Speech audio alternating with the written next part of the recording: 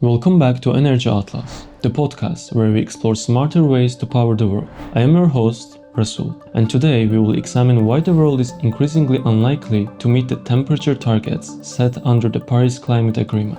The Paris Agreement aimed to limit global warming to well below 2 degrees Celsius and to pursue efforts toward 1.5 degrees. Nearly a decade later, the gap between these goals and real-world outcomes has become difficult to ignore. This episode looks at where global warming stands today and what current policies actually deliver, and why the structure of Paris framework itself limits what it can achieve.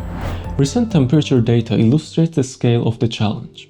According to the World Meteorological Organization, 2024 was likely the first calendar year in which global average temperatures exceeded 1.5 degrees above pre-industrial levels, with estimates centered around 1.55 degrees. The Paris targets are defined over multi-decade average rather than single years. However, repeated annual exceedances matter. What this means in practice is that 1.5 degrees is increasingly becoming a temporary threshold rather than a stable limit. Each year above that level increases the risk that the target is crossed permanently. At the same time, emission trends are moving in the wrong direction. The International Energy Agency reports that energy-related carbon dioxide emissions rose again in 2024, despite record deployment of renewable energy technology. This tells us something very important. Clean energy is expanding, but it is doing so alongside rising global energy demand rather than fully replacing fossil fuel use. To understand where this trajectory leads, we need to look at the policy-based projections. The United Nations Environment Programme's Emission Gap Report provides one of the clearest assessments. According to UNEP, full implementation of existing national climate pledges would still result in approximately 2.3 to 2.5 degrees of warming by the end of the century. Under current policies alone, projected warming rise is closer to 2.8 degrees, and these figures are significant because they assume governments meet their stated commitments in full. These points are significant because they assume that governments meet their stated commitments in full. However, in practical terms, staying within 1.5 degree pathway will require global emissions to fall by roughly half within the next decade. As Larkin and colleagues point out, no such reduction has occurred historically outside periods of severe economic disruption. The gap, therefore, is not marginal. It represents a fundamentally different climate outcome. Part of the explanation lies in how the Paris Agreement is designed. Unlike earlier climate treaties, Paris relies on nationally determined contributors that are voluntary and largely unenforced. Countries set their own targets, report progress, and face no formal penalties for falling short. Spash argues that this structure prioritizes political feasibility over emission certainty. Oren Young makes a similar point, noting that Paris maximized participation but weakened the link between commitments and the outcomes. What this means in context is that ambition can exist on paper without guaranteeing delivery in practice.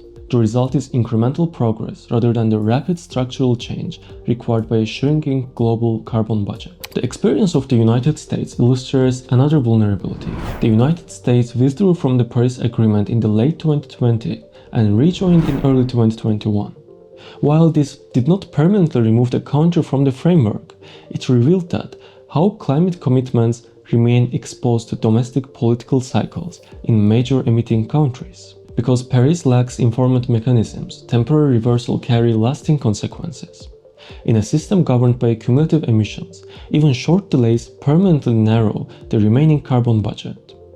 This reinforces a central limitation of the Paris model. Outcomes depend not on legal constraint, but on political continuity. Another constraint lies in climate modeling assumptions. Many pathways that appear consistent with Paris targets rely heavily on negative emissions technologies later in the century, particularly bioenergy with carbon capture and storage. Larkin and colleagues warn that this approach reduces near-term mitigation pressure while increasing long-term risk. If carbon removal technologies fail to scale as expected, delayed action today translates directly into higher warming tomorrow. Missing the Paris targets does not produce uniform outcome. Economic modeling shows that climate damages increase with temperature and are distributed unevenly across regions and income groups. Estrada and Watson find that large emitting economies play a disproportionate role in shaping global outcomes, while vulnerable countries bear a disproportionate share of the cost. This creates further tension within the Paris framework. Equity and development goals remain central to the agreement, yet the delayed mitigation by major emitters makes these goals harder to reconcile with temperature limits. So here's the takeaway. The growing gap between Paris climate targets and real-world outcomes is not the result of missing information or lack of ambition. It reflects the structural limits of voluntary pledges, political reversals, delayed mitigation, and reliance on uncertain future technologies. As temperature limits slip out of reach, climate policy increasingly shifts from prevention toward adaptation and risk management, and understanding this shift is essential. It explains why climate debates are moving away from whether targets will be met and toward how societies will manage the consequences of missing them. Thanks for tuning into Energy Atlas. Until next time, remember, climate policy is shaped not only by what we promise, but by what our systems are designed to deliver.